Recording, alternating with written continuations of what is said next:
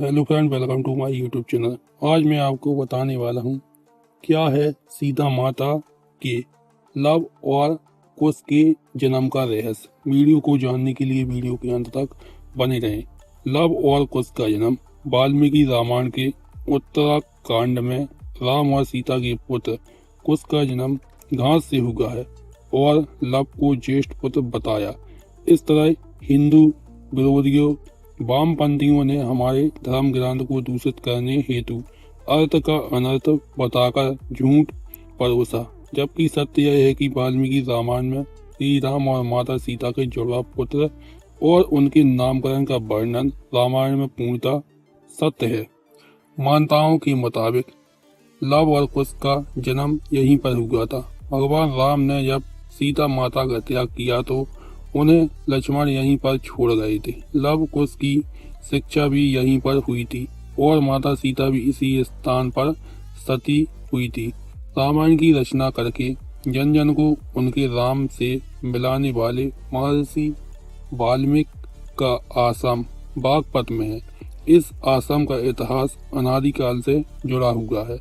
पश्चिमी यूपी का यह धाम देश में लोगों की आस्था का केंद्र है और लोग रामायण कालीन इतिहास जानने के लिए यहाँ पर पहुँचते हैं। मान्यताओं के मुताबिक लव कुश का जन्म यहीं पर हुआ था। भगवान राम ने जब सीता माता का त्याग किया तो उन्हें लक्ष्मण यहीं पर छोड़ गए थे। लव कुश की शिक्षा भी यहीं पर हुई थी और माता सीता भी इसी स्थान पर सती हुई थी। बागपत शहर मुख्यालय से करीब 25 किलोमीटर दूर मेरठ बागपत हाईवे पर स्थित बालैनी गांव में हिंडन नदी के किनारे वाल्मीकि आश्रम स्थित है। उधर मेरठ से भी इस मंदिर की दूरी 25 किलोमीटर है। महंत श्री आनंदेश्वर गिरी जी महाराज ने बताया है कि ब्रह्म ऋषि वाल्मीकि आश्रम है जो कि कृष्णा नदी के किनारे पर बालैनी गांव में स्थित है। यह ब्रह्मा ऋषि वाल्मीकि का आश्रम है। जब श्री रामचंद्र ने सीता का परित्याग किया था, लक्ष्मण जी इसी स्थान पर माता सीता को छोड़कर गए थे। महंत ने बताया कि लव कुश का जन्म भी इसी स्थान पर हुआ था।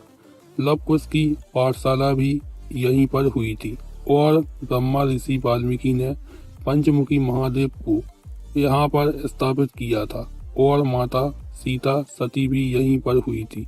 इस आश्रम की बहुत मान्यता है। यहाँ से देश के हर कोने से भक्त आते हैं। नवरात्र पर दूर दराज के श्रद्धालु भी यहाँ पूजा अर्चन को आते हैं। नवरात्र पर लगातार 9 दिन अनुष्ठान होता है। हर साल आखा तीज का बहुत बड़ा मेला लगता है। आखा तीज का मेला इसलिए लगता है कि लव कुश का जन्म भी तीज को ही हुआ था। आखा तीज के अवसर पर इस मंदिर में दूर दराज से श्रद्धालु आते हैं और विशेष पूजा पाठ करते हैं और मंदिर का इतिहास जानते हैं। मंदिर की पुजारी अवधेश तिवारी ने बताया है कि 8 लाख साल पहले माता सीता बिठूर आई थी और यहीं पर लव कुश का जन्म हुआ था। अब लव कुश ने इसी स्थान पर वाल्मीकि से शिक्षा भी प्राप्त की थी। वहीं राम जानकी मंदिर में लव कुश की बाण आज भी रखी हुई है। गंगा नदी के किनारे बसे इस स्थान पर एक और सीता रसोई भी बनी हुई है। यहीं पर सीता जी भोजन बनाती थी। उस समय उपयोग किए गए बर्तन भी सीता रसोई में मौजूद है। पुजारी ने बताया कि लव कुश यहीं पर मां गंगा में स्नान करते थे और यहीं पर बाण चलाना, घुड़सवारी आदि भी सीखे थे। भगवान राम ने जब अश्वमेध यज्ञ कराया था तो कोई भी राजा उस समय उनके घोड़े को पकड़ने की हिम्मत नहीं कर पाया था। वाल्मीकि रामायण में उल्लेख है कि जब वह घोड़ा बिठूर पहुंचा तो लव कुश ने उसे बांध लिया था। इसके बाद राम भक्त हनुमान यहाँ घोड़ा छुड़ाने के लिए आए थे। लव कुश से युद्ध में वह परास्त हो गए और उन्हें यहीं पर बंधक बना लिया गया था। आज भी यहाँ पर वह स्थान बना हुआ है जहाँ पर हनुमान जी को कैद किया गया था। इसके बाद घोड़ा छुड़ाने पहुंचे लक्ष्मण जी को भी यहीं पर बंधक बना लिया गया था। बताया जाता है कि यहीं पर सीता जी पाताल में समाई थी। हनुमान और लक्ष्मण की कोई खबर न मिलने पर भगवान राम स्वयं युद्ध के लिए यहाँ पहुंचे थे।